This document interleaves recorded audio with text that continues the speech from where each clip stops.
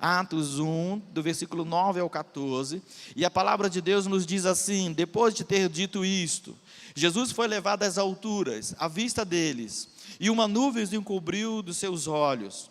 E estando eles com os olhos fixos no céu, enquanto Jesus subia, eis que 2 homens vestidos de branco se puseram ao lado deles, e lhes disseram: homens da Galileia, por que vocês estão olhando para as alturas? Esse Jesus que foi levado no meio de vocês para o céu, virá de modo como vocês o viram subir. Então os apóstolos voltaram do Monte das Oliveiras para Jerusalém. A distância até a cidade é cerca de 1 quilômetro. Quando entraram na cidade, subiram para o cenáculo, onde se reuniram Pedro, João, Tiago, André, Filipe, Tomé, Bartolomeu, Mateus, Tiago, filho de Alfeu, Simão, o Zelote, e Judas, filho de Tiago. Todos esses perseveravam unânimes em oração, com as mulheres, com Maria, mãe de Jesus, e com os irmãos dele. Olhe para mim. Voltamos ao tema principal dessa mensagem, vivendo na expectativa da volta de Jesus. Lucas, que não era um apóstolo, ele era um historiador. Ele é escritor do evangelho que leva o seu nome, Lucas. Alguns teólogos vão dizer também, os mais renomados vão dizer também que ele escreveu a carta aos Hebreus. Alguns outros teólogos vão dizer que Hebreus tem uma participação do apóstolo Paulo, ou quem conviveu muito diretamente com Paulo. Mas ele escreve também o livro de Atos do Espírito Santo, Atos dos Apóstolos, que eu costumo chamar de Atos do Espírito Santo.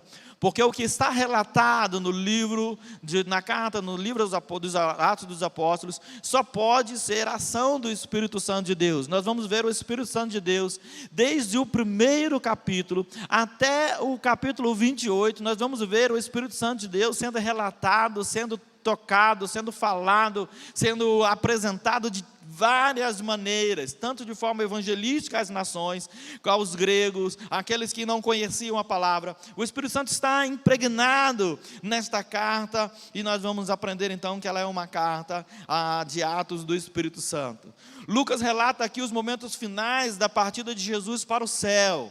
Lembra que ele ressuscitou e ele ainda apareceu para os discípulos por mais 40 dias. Ele vai ficar ainda mais 40 dias aparecendo. Ele vai conversar com os discípulos, ele vai comer com os discípulos, ele vai estar junto com os discípulos. Ele vai dar orientações, e agora eles vão lá para o Monte das Oliveiras, e Jesus ali vai ser elevado, vai ser levantado aos céus. Jesus vai ser,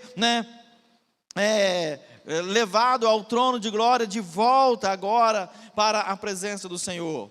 E durante todo aquele tempo, os discípulos estavam com ele, e agora eles permanecem estáticos, com os olhos fixos nas alturas, mas eles são orientados por 2 anjos, ou pelo próprio Senhor. Nós vamos ver em algumas situações no Antigo Testamento, um fenômeno chamado teofania. É quando o anjo do Senhor, ou seja, o próprio Senhor aparece para as pessoas, ele dá orientações, ou fala com eles. Nós vamos ver isso de diversas formas, mas aqui está dito que 2 homens, 2 seres celestiais, em algumas traduções, vão aparecer para eles, e vão dizer para eles: ei, por que vocês estão olhando para o céu?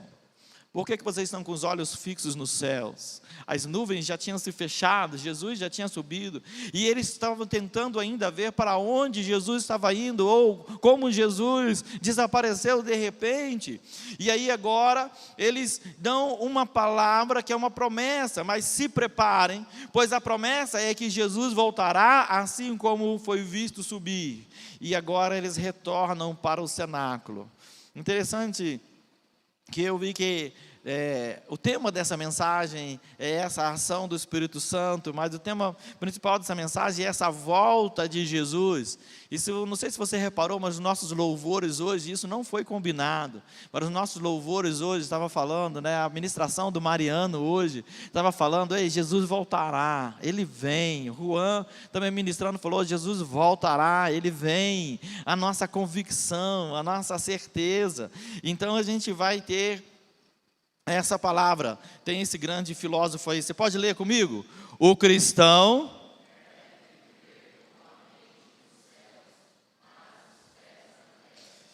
os anjos vão olhar para ele, e a pergunta que está aqui é: por que vocês estão olhando para o alto?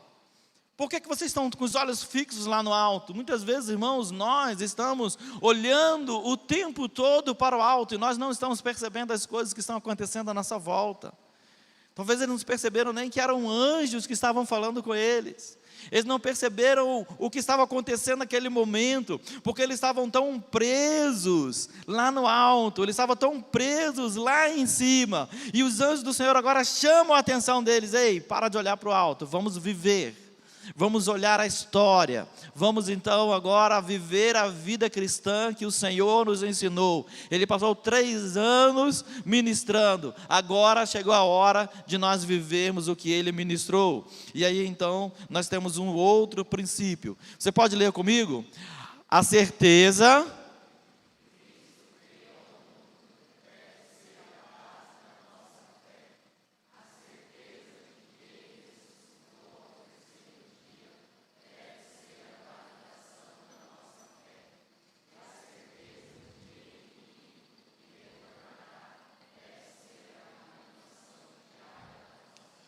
Olha o que o apóstolo Paulo fala: se Cristo não ressuscitou, vã é a nossa fé. Se Cristo não ressuscitou, não tem validação nenhuma. Então nós vamos aprender que a certeza de que Cristo veio ao mundo deve ser a base da nossa fé. Nós cremos em Cristo Jesus. Quem foi Cristo Jesus? O Filho de Deus, aquele que veio ao mundo. E Ele estava aqui, e Ele fez milagres, Ele fez sinais, Ele fez maravilhas. Ele então nos ensinou princípios de vida. Qual é a certeza, a base da nossa fé? E agora a certeza de que Ele ressuscitou. A certeza de que Ele ressuscitou valida a nossa fé em Cristo Jesus. E aí eu não sei, os teólogos de plantão aqui, se têm conhecimento, mas eu quero dizer para você, que até a chegada de Jesus, e mesmo depois da chegada de Jesus, vários Cristos apareceram. Minha cabeça deu um nó quando o professor de teologia no seminário falou assim: teve um monte de Cristo antes de Cristo, e depois de Cristo, agora nós temos aí o tal do Henri Cristo, que vira chacota na cabeça de todo mundo, mas nós temos o Dom José Luiz de Jesus Miranda, que foi venerado aí há pouco tempo atrás, alguns anos atrás, né, dizendo que ele era o Cristo que tinha voltado, mas andava num carro blindado, estava com medo de morrer, e morreu depois. E aí eu perguntei para o professor, falei assim: mas professor, nós na turma, professor, como que nós sabemos que o nosso Cristo é o certo? Como que nós sabemos que o nosso Jesus que nós adoramos é o certo? E aí a resposta é simples: Ele foi o único que ressuscitou ao 3º dia. Ele foi o único que no 3º dia o túmulo estava vazio. A ressurreição de Cristo é a validação da nossa fé, e a certeza de que Ele vive deve ser o que nos alimenta todos os dias. Lembra lá daquele hino do cantor cristão que a gente gosta de cantar, né? Porque Ele vive, posso crer. Você achou que eu ia cantar, né, Luberto? Porque Ele vive, posso crer no amanhã, porque Ele vive.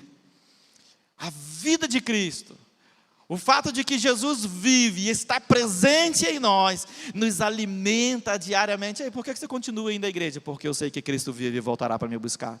Ei, por que você continua pregando? Porque eu sei que Cristo vive e voltará para me buscar. Ei, por que você continua acreditando nesse Deus aí? Porque eu sei que Ele vive e voltará para buscar a sua igreja. Ele vive, Ele reina. Quem pode dar glória a Deus? Olhe a vida de Jó. Vamos olhar para Jó.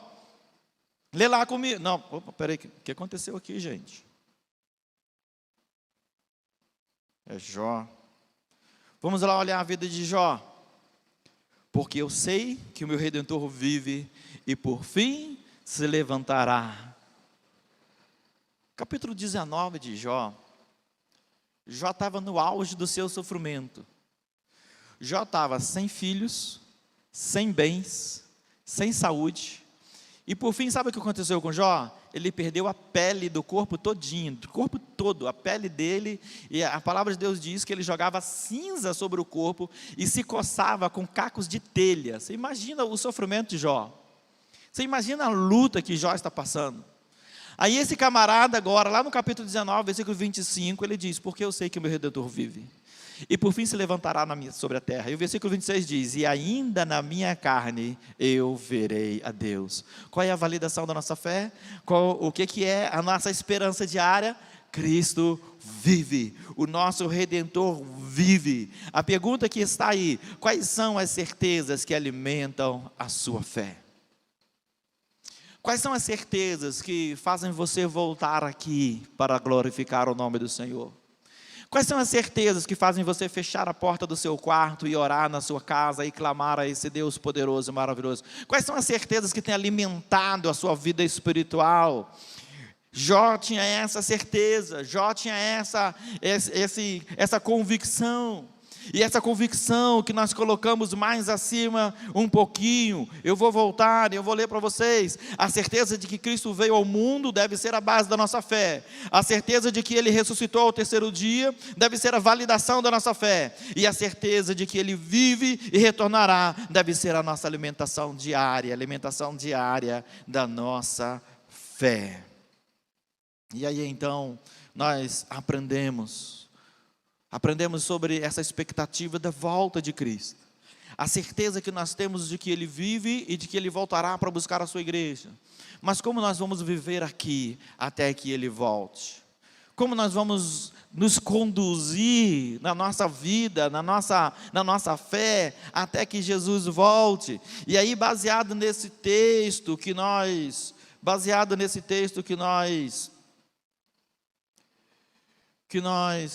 trouxemos para os irmãos, eu quero dizer para vocês: entre no lugar que o Senhor lhe deu. Você pode falar para a pessoa que está do seu lado aí, fala para ela aí, ó, entre. Os discípulos estavam com Jesus e eles estavam lá olhando para o alto. E o anjo agora olha para ele e fala assim: ei, crente, para de olhar para o alto. Ô cristão, para de olhar para o alto. Porque se deixar, irmãos, a gente fica olhando para o alto o tempo todo. Quem já leu Eclesiastes 11:4? Aquele que fica olhando o vento, não colherá nada. Se você ficar olhando, vou ficar olhando para o alto, né? Só vai cair chuva, e se estiver passando algum pombo, algo que você não gosta, né? Não é assim? Não, ele fala: ei, para de olhar para o alto, entre no lugar que o Senhor lhe deu. E o texto que está escrito aí diz: então os apóstolos voltaram do Monte das Oliveiras para Jerusalém, a distância até a cidade cerca de 1 quilômetro, e quando entraram na cidade, subiram para o cenáculo onde se reuniram. Eles voltaram para o lugar onde o Senhor havia ordenado, eles voltaram para o lugar onde o Senhor havia orientado e havia entregue para eles. O Senhor falou para eles: olha, vocês não vão se dispersar agora, vocês vão voltar para Jerusalém. Se você leu a partir do versículo 1 até o 8, o versículo 8 ele encerra dizendo assim: e virá sobre vocês o Espírito Santo, que descerá sobre vós, e vocês serão as minhas testemunhas, tanto na Judéia, Samaria, até os confins da terra. Mas o que acontece? A primeira visão agora é: volta para o lugar onde eu estou ordenando, volta para o lugar que eu estou lhe entregando, volta para o lugar que eu estou lhe dando. Os discípulos agora, eles voltam para o lugar, e eles entram no lugar onde o Senhor queria que eles estivessem. Eles entraram no templo, eles voltam para a cidade, e voltam a estar no templo. Você vai ficar até quando olhando para o alto sem fazer nada? Nós vamos aprender ainda aqui nesse texto. Tem um detalhezinho nesse texto. Ele diz: a distância da cidade até a cidade era cerca de 1 quilômetro. Olha que Deus coloca no meu coração. Olha que Deus coloca no meu coração. Primeiro, essa pergunta, né? Até quando até quando você vai ficar olhando para o alto sem fazer nada? Mas observe aqui: o lugar que o Senhor lhe deu é o ponto de partida para onde você deve chegar. Lembra que a promessa anterior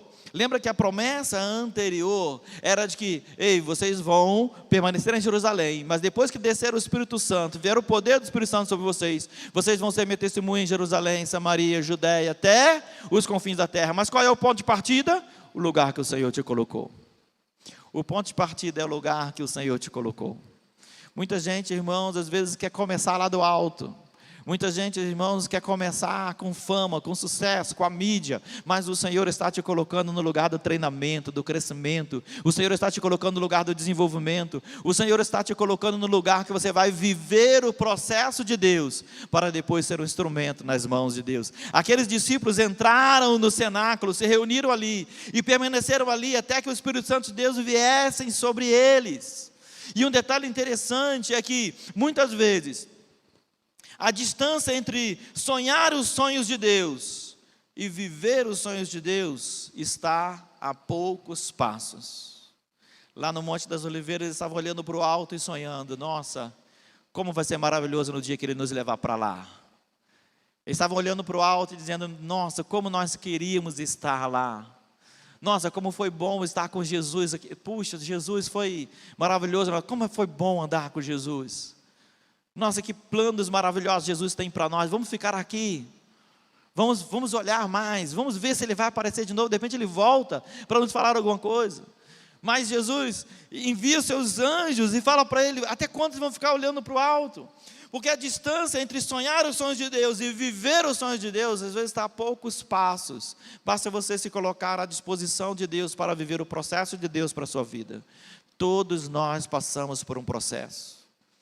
Irmãos, eu não entendo agora, mas o que está acontecendo na minha vida é um processo de Deus.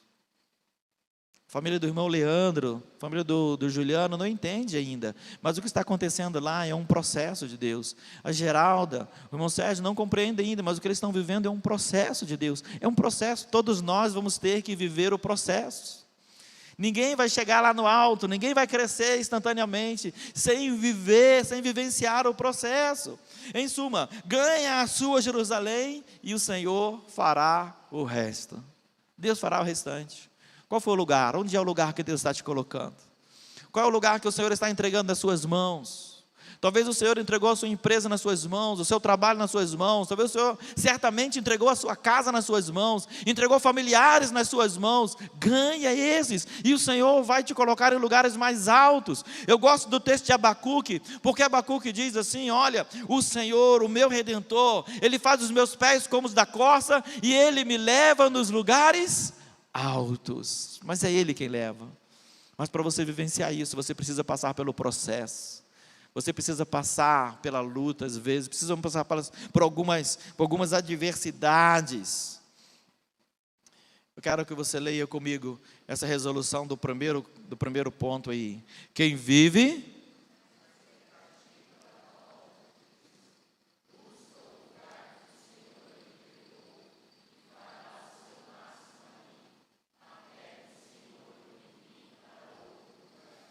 Os discípulos voltam.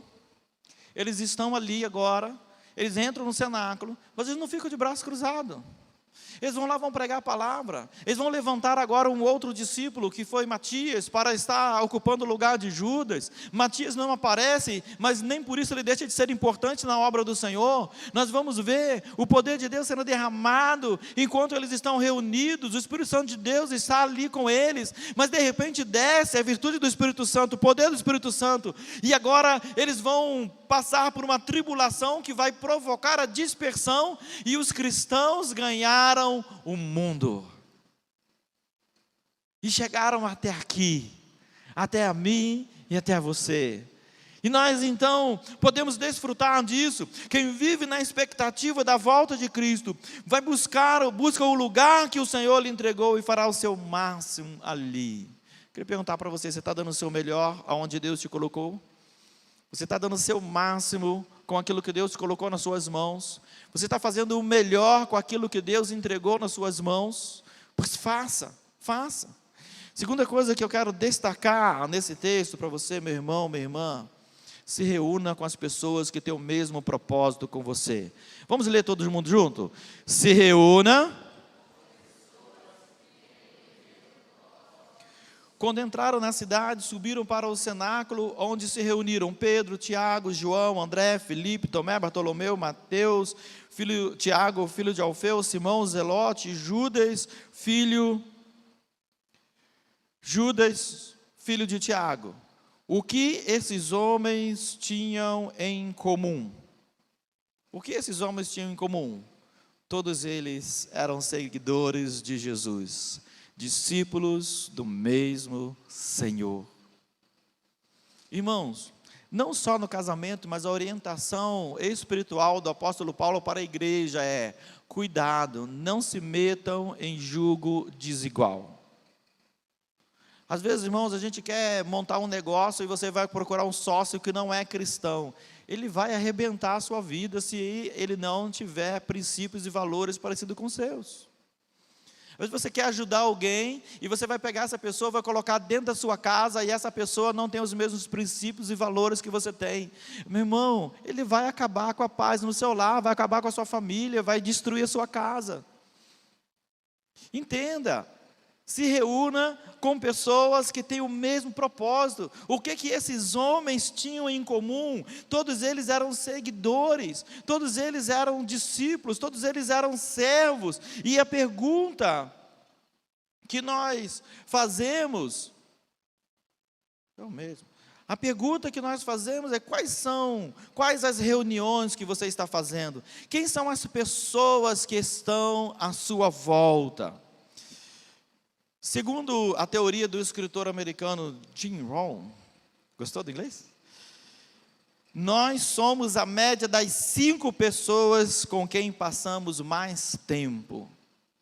Nós somos a média das 5 pessoas, nós somos o retrato das 5 pessoas que nós temos, que mais têm influência, que mais têm proximidade conosco.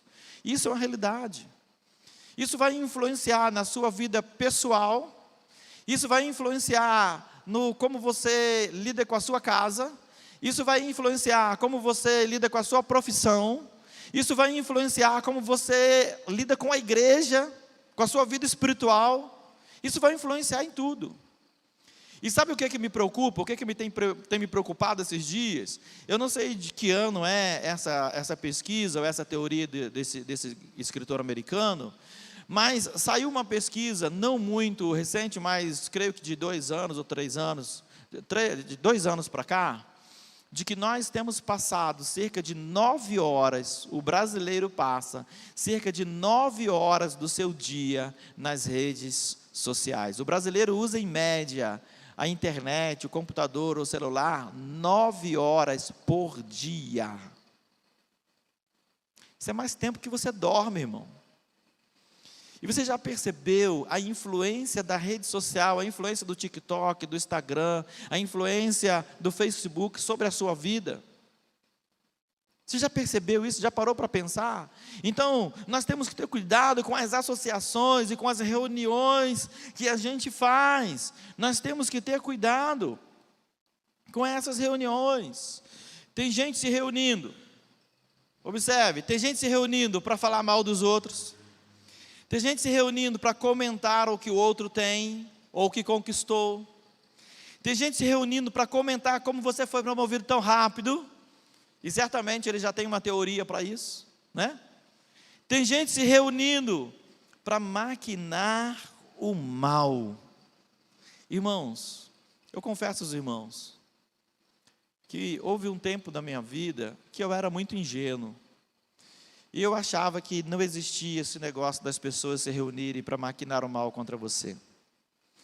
Eu tinha o hábito, e ainda tenho o hábito de acreditar nas pessoas. Eu amo lidar com pessoas. Minha vida é lidar com pessoas. Mas infelizmente, irmãos, o mal existe. E pessoas se reúnem para falar mal de você, para julgar você, e se reúnem ainda para maquinar o mal contra você, às vezes até com uma justificativa: não, nós só queremos o bem da empresa, ou nós só queremos o bem da nossa família, só queremos o bem, né, do irmão, e eles estão arrebentando a vida da gente. Mais uma vez eu vou perguntar: quais são as reuniões que você está participando? Quem são as pessoas com quem você está reunido? Porque tem pessoas reunidas assim, mas também, irmãos, também tem gente se reunindo todas as quintas-feiras nos PGMs para estudar a palavra de Deus. Tem gente se reunindo às terças-feiras no encontro da mulher ativa aqui na igreja, às 19 horas. Tem gente se reunindo para estudar para o vestibular ou para o próximo concurso. Tem gente se reunindo para orar. com quem você está se reunindo? Quais são as reuniões que você está fazendo? Quais são as associações? Quais são as reuniões, os encontros que você está fazendo, meu irmão, minha irmã? Nós precisamos tomar muito cuidado com isso. Algum tempo atrás, os pastores, né, a gente ensinava sempre, e é uma realidade, né? Gente que se reúne para falar mal de pastor, gente que se reúne para falar mal de líder, gente que se reúne para falar mal do chefe. Irmão, você tem algum problema com o seu chefe, você vai até ele e fala para ele: ei, não gosto de você, me manda embora. Você tem problema com o seu pastor, irmão, vai até o pastor e fala para ele: ô pastorzão, só que é o seguinte, ó, que você falou me ofendeu, me machucou, estou chateado contigo, vamos consertar isso. Mas quando você começa a reunir, fazer associação, tudo mais, daqui a pouco você está num bolo que você não consegue sair. Sabe por quê? Porque falar mal dos outros vicia. Você já viu? Não olha para o lado não, você conhece alguém que só fala mal dos outros? Não olha agora não, você pode olhar depois. Alguém que chega perto de você, a pessoa já, você viu fulano? Você viu o pastor? Está de carro novo, é o comentário agora, irmãos. Está de carro novo, pastor, viu? É assim, irmãos. Você prospera, e a igreja se alegra, mas tem pessoas que não se alegram, que ficam com inveja. Eu vi um fato interessante, aqui na cidade outro dia, eu passei numa rua, e eu fui andando nas casas, eu estava procurando um endereço, fui andando nas casas, mas eu reparei um negócio interessante. Tinha uma casa que tinha um carro bonito, e 5 casas daquela rua tinham o mesmo carro. Eu falei: rapaz, queria saber quem foi o primeiro a comprar. Quais são as reuniões que você está fazendo? Quais são as associações que você está fazendo, querido? Lê comigo a resolução do segundo ponto aí. Daqui a pouco nós já vamos encerrar. Vê o segundo. Quem vive na expectativa da volta de Cristo...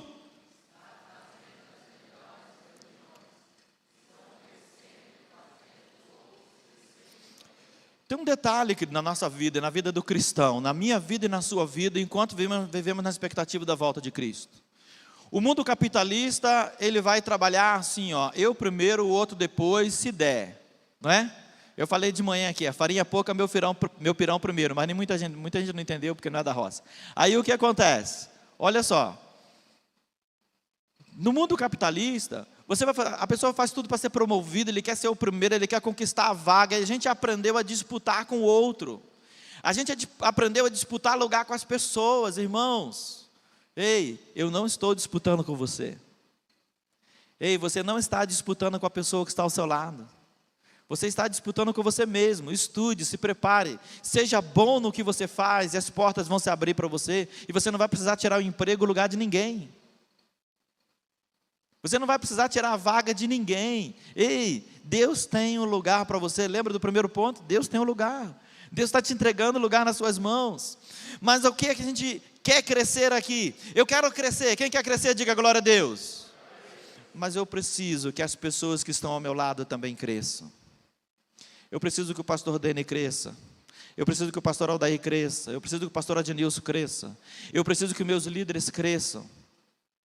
Eu não posso crescer sozinho, e o meu crescimento não pode achatar as pessoas que estão à minha volta. Você já viu aquele tipo de líder que quando ele começa a aparecer um pouquinho, se alguém começa a aparecer do lado dele, ele dá um jeito de achatar, dá um jeito de sumir com a pessoa, porque senão ofusca o crescimento e o brilho dele? Não, irmãos, olha, nós vamos crescer, Cristo nos chamou para o crescimento. 2 Pedro 3,18 vai dizer assim: antes cresçam na graça e no conhecimento do nosso Senhor e Salvador Jesus Cristo. Você foi chamado para o crescimento. Amém?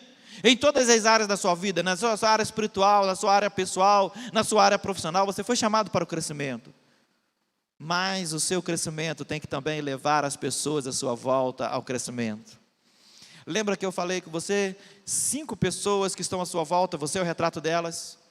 Então esteja ao lado de pessoas grandes. Esteja ao lado de pessoas que estão em crescimento. Esteja ao lado de pessoas que estão em desenvolvimento. E esteja disposto a desenvolver pessoas também, a desenvolver o crescimento do outro.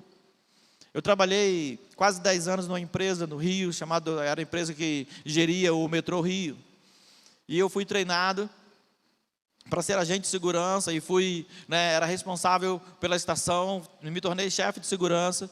Mas, ao longo da minha trajetória, com o tempo de trabalho, as pessoas chegavam, eu treinava ela no trabalho, ela era promovida, virava minha chefe, virava meu supervisor, e eu estava ali de boa.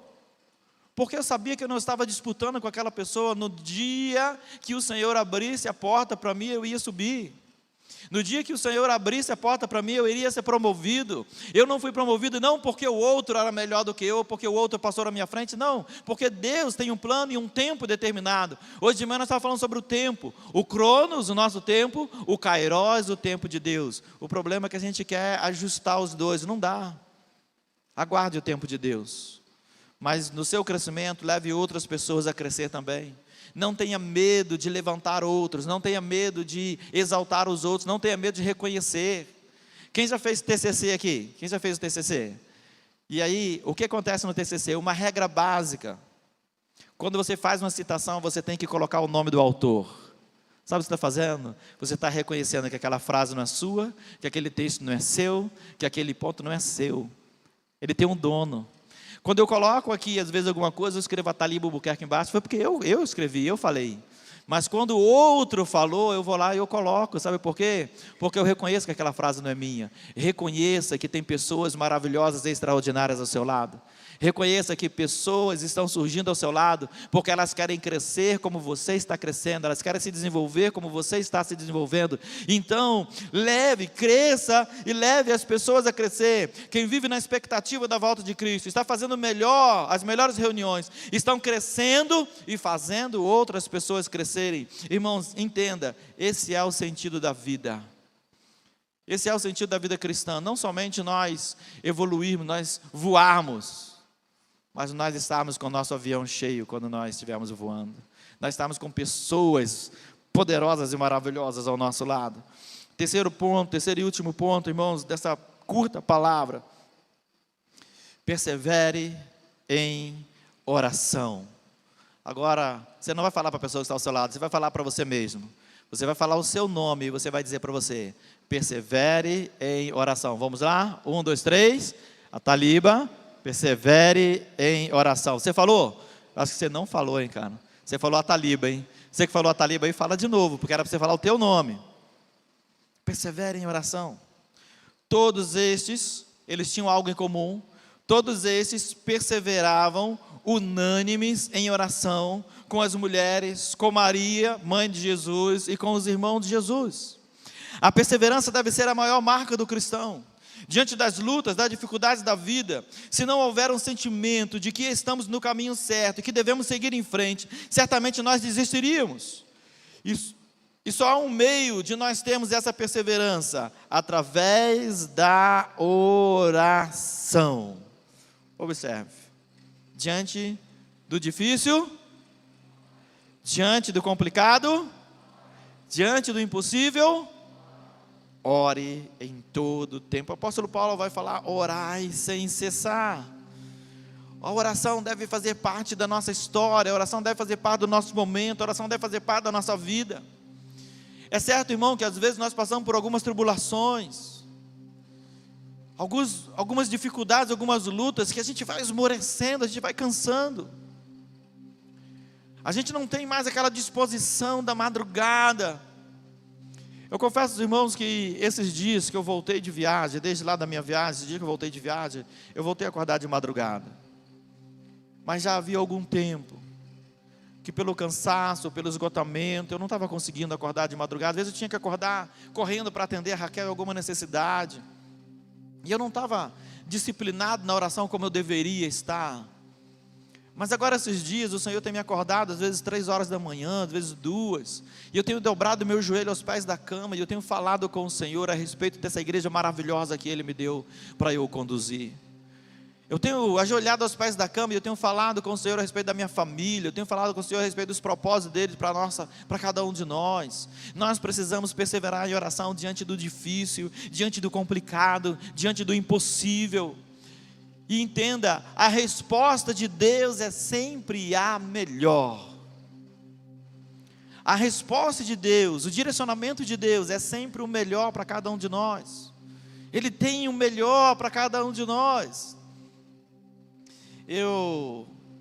Certa vez, parafraseei o Betinho, o irmão do Enfio, ele tinha uma frase dizendo que se o povo brasileiro soubesse a força que tem, provocaria uma revolução a cada 5 minutos. E eu parafraseei essa frase de Betinho, dizendo: se o povo cristão soubesse o poder que tem através da oração, provocaria um milagre a cada 5 minutos. Quem ora, provoca milagres. Quem ora, move o coração de Deus. Quem ora, move os céus. Olha o que a palavra de Deus diz: darei ordem aos meus anjos ao seu respeito. Olha que a palavra de Deus diz: clama a mim e responder-te-ei, e anunciar-te-ei coisas grandes e firmes que não sabes. Ore. As coisas estão difíceis, ore. Está complicado, ore. Está diante do impossível, ore. Precisa do conforto do Senhor, ore. Precisa que a mão do Senhor te conduza em alguma situação que você não sabe o que fazer, ore. Coloque no coração o propósito de orar. Eu já falei aqui, mas tem visitante, eu vou repetir. Alguém perguntou para Billy Graham, um dos maiores pregadores do nosso tempo, um dos maiores evangelistas. Mais de 100 milhões de pessoas conheceram Jesus através das ministrações das cruzadas de Billy Graham. E alguém pergunta para Billy Graham: o Senhor com tanto poder, com tanta influência, quantas vezes o Senhor ora por dia? E ele diz: uma. E a repórter então fica impressionada e pergunta: como que um homem tão poderoso como o Senhor ora uma vez só por dia? E ele diz: eu começo quando eu acordo e eu só paro quando eu vou dormir. A vida do cristão deve ser uma constante vida de oração. Persevere. Você quer perseverar? Ore. A palavra de Deus diz que os discípulos, eles voltaram para o cenáculo e eles perseveraram unânimes em oração. Você tem praticado as disciplinas espirituais, você tem orado, você tem jejuado, você tem feito leituras bíblicas, você tem feito seu devocional diário. Quantos irmãos aqui têm o devocional diário da igreja? Todos têm, glória a Deus. Queridos, uma particularidade que tem sido difícil para mim nesses dias, porque durante os últimos 25 anos, eu e a Raquel fazíamos nosso devocional no café da manhã. Todos os dias, nós pegávamos o devocional. Quando não era o devocional, antes de ser o devocional da igreja, a gente tinha o devocional para casais. Teve vários devocionais para casais. O devocional diário, o pão diário, o presente diário. Vários devocionais, devocional de oração de vários autores. E a gente todos os dias pela manhã lia o texto do devocional. A gente dava as mãos, a gente orava no nosso momento do café da manhã. Queridos, pratique as disciplinas espirituais. Tenha fé, tenha convicção. Persevere na oração. Eu coloquei aqui o texto de Tiago. E Tiago 1, do 6 ao 8, diz assim: peça, porém, com fé, em nada duvidando, pois o que duvida é semelhante à onda do mar, impelida e agitada pelo vento. Que uma pessoa dessas não pense que alcançará do Senhor alguma coisa, sendo indecisa e inconstante em todos os seus caminhos. Coloca a mão no ombro do seu irmão e fala para ele: persevere. Seja constante. Não desista. Às vezes você acha que a resposta está longe, a resposta está ali. O texto bíblico diz que a cidade de Jerusalém para o monte era 1 quilômetro, estava ali a resposta. Se eles permanecessem no monte, o Espírito Santo de Deus não desceria. Como eles desceram e entraram no cenáculo, o Espírito Santo veio. Se eles permanecessem no lugar só da contemplação, nada mudaria na minha e na sua história. Mas porque eles desceram e entraram no cenáculo, o Senhor enviou o anjo e cuidou de cada um de nós. Assim, irmãos, nós podemos perceber que perseverar na oração é a melhor orientação para quem está na expectativa da vinda de Cristo. A última orientação, última resolução: que vive na expectativa da volta de Cristo, vive perseverante em oração. E perseverar em oração é algo tão fácil, mas tão difícil ao mesmo tempo. Com o advento das redes sociais, da internet, nós temos menos tempo para orar. E a gente não percebe que com isso a gente está investindo menos na nossa vida espiritual.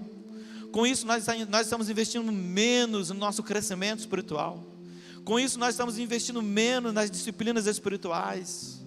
Ei, separe tempo para orar. Separe tempo. Separe tempo para oração. Separe tempo. Nós precisamos colocar o nosso coração diante do Senhor e nos debruçarmos na presença desse Deus em oração. O melhor lugar para estar é onde Deus lhe colocou. As melhores pessoas são aquelas cujo propósito vem de Deus, e a perseverança só se sustenta para quem tem uma vida de oração. Quem não ora, desiste.